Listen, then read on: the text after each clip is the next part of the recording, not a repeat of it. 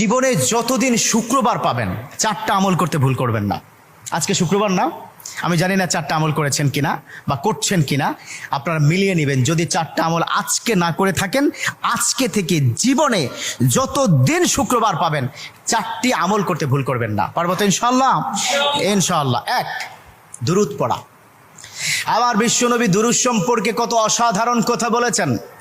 একজন সাহাবা এসে বললেন, ইলা রাসূলুল্লাহ সাল্লাল্লাহু আলাইহি ওয়াসাল্লাম, ও নবী, আমি যদি আপনার প্রতি দিনের 1/3 ধরে দুরূদ শরীফ পড়ি আমি কি নিয়ামত পাবো?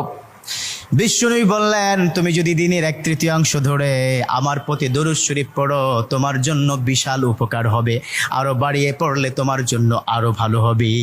সাহাবা মহা খুশি হয়ে গেলেন, ইয়া রাসূলুল্লাহ, আমি দিনের অর্ধেক সময় জুড়ে যদি আপনার প্রতি দুরূদ শরীফ পড়ি তাহলে কি হবে? বিশ্বনবী বললেন, এটা বিশাল